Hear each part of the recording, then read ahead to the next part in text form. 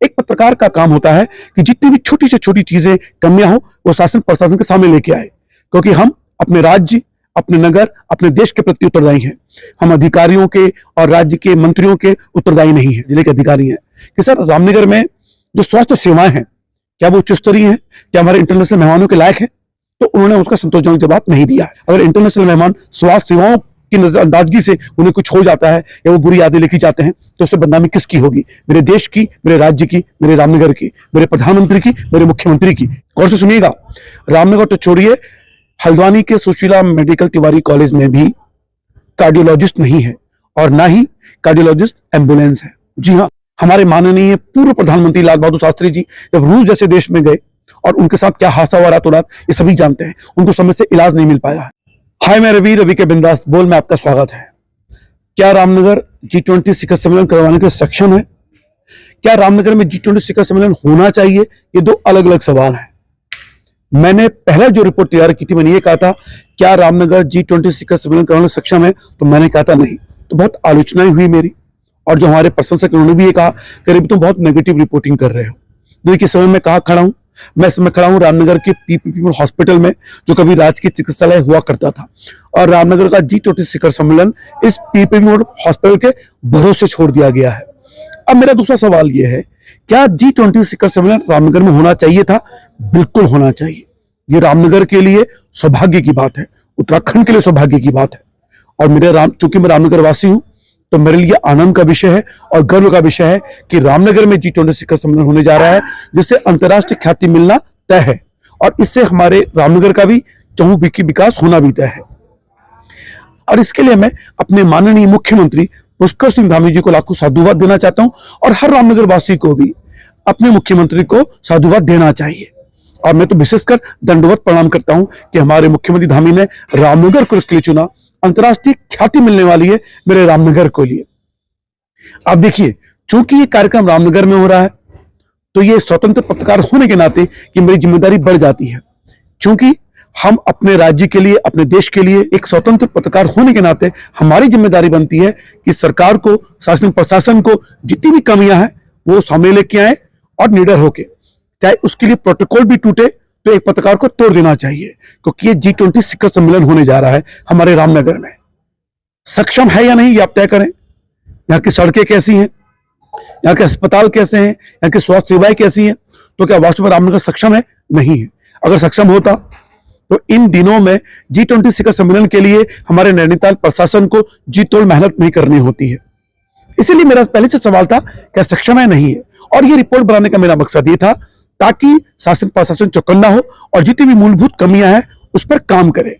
और सूत्रों के हवाले से खबर है कि माननीय CS ने भी इस पर गौर किया, संज्ञान लिया, और जो हमने विशेषकर ये कहा था कि हमारे इंटरनेशनल जो मेहमान आ रहे हैं उनकी स्वास्थ्य सेवाओं के साथ खिलवाड़ तो नहीं हो रहा है, तो उस पर यह कहा गया कि हम यहाँ लाइफ सपोर्ट सिस्टम की एम्बुलेंस भी यहाँ रखेंगे। लेकिन यहाँ जब माननीय DM महोदय यहाँ रिपोर्ट तैयार कर रहे थे, तो मैंने देखा कि पीपीएम हॉस्पिटल के जो CEO हैं डॉक्टर प्रतीक सिंह जी, वो यहाँ मौजूद थे। मुझे बड़ी हैरानी हुई। दरअसल ये जो पीपीएम हॉस्पिटल है वो WHO के अंतर्गत है।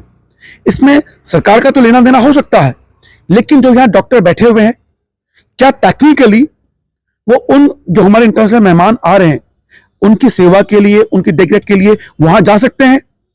टेक्निक रूप से नहीं। तो ये रिपोर्ट बनाने का मेरा मकसद ये है। और एक बात और बता दूं, जो हमारे DM महोदय धीरज गब्रियाल जी, उनके बारे में ये कहा जाता है कि बहुत जुझारू है, काम करने वाले हैं। तो जब पौड़ी के वो रहे हुए हैं DM, तो उन्होंने बहुत वहां काम किए।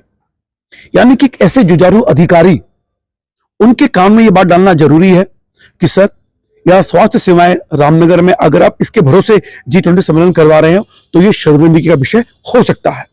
अब आप इस बात की गारंटी कैसे दे सकते हैं कि जो हमारे इंटरनेशनल मेहमान आ रहे हैं G20 देशों के, और यहाँ पे तो साइंस राउंड टेबल होनी है, यानी वैज्ञानिक आने वाले हैं, तो उनके स्वास्थ्य सेवाओं से खिलवाड़ कैसे कर सकते हैं?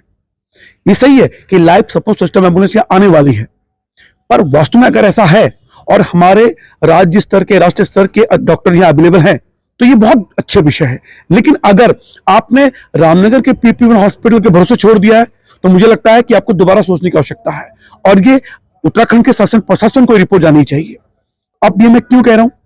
दरअसल मैं ये रिपोर्ट तैयार करने के लिए हल्द्वानी के doctor Sushila Tiwari medical college भी गया था, और आपको जान के हैरानी होगी कि वहां पर भी, गौर से सुनिएगा, वहां पर भी कोई कार्डियोलॉजिस्ट नहीं है और न ही कोई कार्डियोलॉजिस्ट स्तर की कोई एम्बुलेंस है। यानी कि कुमाऊं क्षेत्र के हल्द्वानी के सबसे बड़े मेडिकल कॉलेज में कार्डियोलॉजिस्ट नहीं है। यह कितनी बड़ी शर्मिंदगी का विषय है। तो आपके पास अगर कार्डियोलॉजिस्ट नहीं है, तो मान लीजिए किसी को कार्डियक अरेस्ट आ गया किसी मेहमान को, तो उसका इलाज कैसे होगा अगर बाहर से डॉक्टर नहीं आए? क्या हम ऋषिकेश एम्स के डॉक्टर के भरोसे बैठे रहेंगे ऋषिकेश में? अगर वो डॉक्टर की टीम यहां होगी, और इस रिपोर्ट को बनाने का मकसद यही है कि एक विशेषज्ञ डॉक्टरों की कम से कम 10 डॉक्टरों की टीम यहां होनी चाहिए। यह मेरा निवेदन है, ताकि हमें अंतर्राष्ट्रीय स्तर पर शर्मिंदगी का सबब ना बनना पड़े। एक स्वतंत्र पत्रकार होने के नाते मेरे राज्य की बदनामी और एक देश की बदनामी मैं कतई नहीं चाहूंगा। मैं माननीय पुष्कर धामी जी और माननीय प्रधानमंत्री नरेंद्र मोदी जी के नेतृत्व में जो कार्यक्रम यहाँ हो रहे हैं, उसमें भी शर्मिंदगी का सबब बने, तो मैं कतई नहीं चाहूंगा। और एक स्वतंत्र पत्रकार के तौर पर, प्रोटोकॉल तौर के अगर हमें सवाल करने पड़े तो करने चाहिए, क्योंकि एक पत्रकार का काम अधिकारियों के साथ और नेताओं के साथ फोटो खिंचाने के लिए नहीं होता है, सवाल पूछने के लिए होता है। तो रिपोर्ट बनाने का मकसद यही है कि जब हल्द्वानी के सुशीला तिवारी हॉस्पिटल में भी, मेडिकल कॉलेज में भी कार्डियोलॉजिस्ट नहीं है, तो कैसे आप इतना बड़ा सम्मेलन यहां करवा सकते हैं? तो ये कमियां बताना शासन प्रशासन को, ये कोई नेगेटिव पत्रकारिता नहीं है, ये सचेतक पत्रकारिता है। तो जो मेरी आलोचनाएं कर रहे थे उन्हें समझना चाहिए और अपने स्तर पे शासन प्रशासन पे दबाव बनाना चाहिए। मैं आपको कहना चाहता हूं कि शासन प्रशासन के कानों में जू नहीं रहेंगी स्वास्थ्य के मामले में, तो उससे अगर शर्मिंदगी उठानी पड़ी मेरे राज्य को, मेरे देश को, मेरे मुख्यमंत्री को, मेरे प्रधानमंत्री को, तो उसके लिए जवाबदेही किसकी तय होगी? तो स्वतंत्र पत्रकार होने के नाते ये सवाल उठाना मेरा लक्ष्य है और मैं उठाऊंगा, बार बार उठाऊंगा। जब भी कोई मुझे अधिकारी मिलेगा, हालांकि मैंने एक अधिकारी से पूछा था इस तरह का सवाल, तो उन्होंने कहा कि क्या सवाल पूछ रहे हैं आप, ये कोई सवाल हुए? तो ये आप तय करें, क्या स्वास्थ्य मुद्दे पर सवाल करना ये जायज था या नहीं, ये मैं आप पे छोड़ता हूं। और मैं तक कहना चाहता हूं कि रामनगर के संदर्भ में जो ये कार्यक्रम यहां हो रहा है, वास्तव में रामनगर के सौभाग्य की बात है। और मैंने कभी नहीं कहा कि रामनगर में कार्यक्रम नहीं होना चाहिए, मैंने कहा था रामनगर सक्षम नहीं है, कार्यक्रम रामनगर में होना चाहिए। सबसे बड़ी बात, हमारे माननीय डीएम महोदय धीरज घबराल जी जो जुझारू हैं, इतने काम करने वाले अधिकारी, जिन्होंने पौड़ी की तस्वीर बदल दी थी, पौड़ी जिले की, नैनीताल जिले के जब अधिकारी बने, वो रामनगर में कितना आए या आप भी जानते हैं और वो भी जानते हैं। तो जब रामनगर में जब वो G20 सम्मेलन में आए, तो रामनगर के हालात देख रहे हैं तो उन्हें भी पीड़ा हो रही है। और वास्तव में एक मैं गारंटी के साथ कह सकता हूं कि हमारे माननीय डीएम महोदय धीरज घबराल जिस स्तर के अधिकारी हैं, अब वो गौर से रामनगर को देख रहे हैं, तो रामनगर की दिशा बदलना तय है। तो G20 शिखर सम्मेलन रामनगर के लिए एक संजीवनी बन के आया है। तो इस कार्यक्रम को होने ना देने के लिए अगर मैं कोई रिपोर्ट तैयार करूंगा, तो ये मेरे लिए भी शर्मिंदगी का विषय होगा, एक रामनगर निवासी होने के कारण। मैंने सिर्फ ये कहा कि सक्षम है या नहीं, और आप खुद तय करें। जब हल्द्वानी जैसे मेडिकल कॉलेज में एक कार्डियोलॉजिस्ट नहीं है और G20 जैसा शिखर सम्मेलन, जहां G20 के अंतर्राष्ट्रीय मेहमान आने वाले हैं, 75 इंटरनेशनल और 25 देशी, उनकी स्वास्थ्य को इस पीपीएम हॉस्पिटल के भरोसे छोड़ देना क्या उचित है? क्या इस तरह की रिपोर्टिंग करना गलत है? क्या इस तरह के सवाल करना प्रशासन से गलत है? तो एक जिम्मेदार पत्रकार होने के नाते ये मेरा कर्तव्य बनता है, और एक स्वतंत्र पत्रकार होने के कारण मेरी जिम्मेदारी दोगुनी हो जाती है, क्योंकि मेरे ऊपर कोई बॉस नहीं है।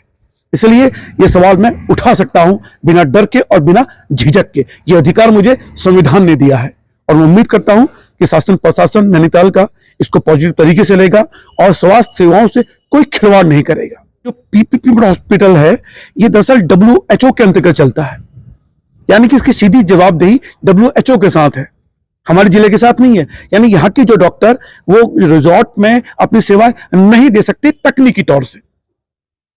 वैसे तो आप औपचारिक तौर से मोरल ग्राउंड में तो बुला सकते हैं, लेकिन टेक्निकल तरीके से नहीं बुला सकते, क्योंकि अगर ये डॉक्टर वहां गए तो यहाँ के मरीजों को कौन देखेगा। और वैसे ही पीपीपी हॉस्पिटल की कितनी आलोचनाएं होती हैं, ये आप भी जानते हैं और मैं भी जानता हूं।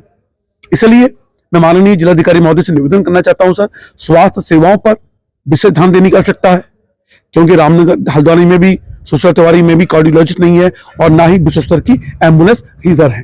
तो अगर आप लोग इस विषय पर ध्यान दे रहे हैं ऑलरेडी, तो बहुत अच्छी बात है। अगर नहीं ध्यान दे रहे हैं तो ध्यान देने की आवश्यकता है।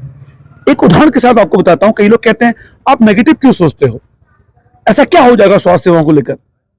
हमारे माननीय पूर्व प्रधानमंत्री स्वर्गीय लाल बहादुर शास्त्री जी आपको पता है कि उनके साथ क्या हुआ था रूस में, क्या हुआ था ताशकंद में। अचानक से उनको हार्ट अटैक हुआ और वहां पर कोई भी एम्बुलेंस मौजूद नहीं थी, कोई डॉक्टर मौजूद नहीं था। एक अंतर्राष्ट्रीय स्तर की गंभीर भूल थी। क्या वो गंभीर भूल हम भी करेंगे? हमारे किसी मेहमान को कार्डियक अरेस्ट आ गया और जिस तरीके से पूरी दुनिया में इस समय कार्डियक अरेस्ट की संभावना बढ़ती चली जा रही है। चाहे ना हो, ईश्वर करे ना हो, लेकिन हमें तैयार तो होना होगा। ये हमारी जिम्मेदारी बनती है कि हो ना हो, लेकिन हमें उसके लिए मुस्तैद होना पड़ेगा। हम ऐसे तो नहीं है कि जब हमें लगी तभी हम लोटा ढूंढेंगे। हमें इस स्तर से ऊपर उठना पड़ेगा, क्योंकि मैं नहीं चाहता हूं मेरा रामनगर शर्मिंदा हो, मेरा राज्य शर्मिंदा हो, मेरा देश शर्मिंदा हो, मेरा प्रधानमंत्री शर्मिंदा हो, मेरा मुख्यमंत्री शर्मिंदा हो। तो निवेदन के साथ उत्तराखंड के शासन प्रशासन को निवेदन करना चाहता हूं कि जब G20 सम्मेलन यहां हो या उत्तराखंड में कहीं भी हो, विश्व स्तर की स्वास्थ्य सेवा देना आपका कर्तव्य बनता है। और कम से कम 4-5 एम्बुलेंस वहां पे होनी चाहिए लाइफ सपोर्ट सिस्टम के साथ। फिलहाल उम्मीद करता हूं कि रिपोर्ट आपको पसंद आएगी। तो G20 पे लगातार मैं रिपोर्ट पेश करते रहूंगा। आज मैं हॉस्पिटल पे आया था, कल मैं सड़क और भी माध्यम से आपके पास सामने आऊंगा। उम्मीद करता हूं कि आपका जो भी मेरे प्रशंसक हैं और जो मेरा हौसला बढ़ाते हैं वो इस रिपोर्ट को पसंद करेंगे, शेयर करेंगे, ताकि ये खबर शासन प्रशासन तक पहुंचे और जोर से पहुंचे। फिलहाल रवि के बिंदास बोल देखने के शुक्रिया। जय उत्तराखंड।